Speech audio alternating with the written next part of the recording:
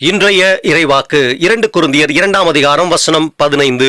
இந்த உலகத்தில் உள்ள அனைத்து பொருட்களுக்கும் ஒரு தனித்துவமான வாசனையோடே கூட தேவனானவர் படைத்திருக்கின்றார்.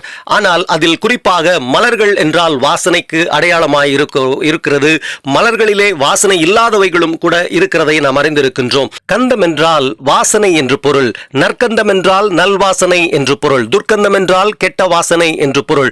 அப்படி பார்க்கும் பொழுது நாம் இயேசு கிறிஸ்துவினுடைய அந்த இரத்தத்தினாலே கழுவப்பட்டபடியினால், விசுவாசத்தின் மூலமாக நாம் ரட்சிக்கப்பட்டபடியினாலே, அந்த கந்த பிசின் தைலமாகிய இயேசு கிறிஸ்துவின் அந்த பரிசுத்த இரத்தம் நம்முடைய பாவத்தின் அந்த வாசனையை, அந்த துர்வாசனையை, துர்க்கந்தமாய் இருந்த நம்மை, அருவருக்கப்படத்தக்கவர்களாய் தேவனுடைய சத்துருக்களாய் இருந்த நம்மை அவர் முற்றிலுமாக கழுவினதின் நிமித்தமாக நாமும் கூட நற்கந்தமாக நம் நல் வாசனை வீசுகிறவர்களாய் மாறியிருக்கிறோம் என்பதை தான் இங்கு பவுல் குறிப்பிடக்கூடியவராய் இருக்கிறார். அதிலும் குறிப்பாக கிறிஸ்துவினுடைய கட்டளைகளுக்கு கீழ்ப்படிந்து வசனத்தை எடுத்து அநேகருக்கு எடுத்து சொல்லும் பொழுது, கிறிஸ்துவே அந்த ரட்சிக்கப்படுகிற ஜனங்களினுடைய அந்த வாசனையை அதிகரிக்கும் பொழுது நாமும் கூட கிறிஸ்துவுக்குள் நாம் நற்கந்தமாக விளங்க முடியும் என்பதை தான் அவர் இங்கு நமக்கு எடுத்து சொல்லக்கூடியவராக இருக்கிறார். இன்றைக்கு நாம் கிறிஸ்து இயேசுவினுடைய நாமத்தில் நாம் நற்கந்தமாக விளங்குகிறோமா இல்லையா என்பதை யோசித்து பார்ப்போம்.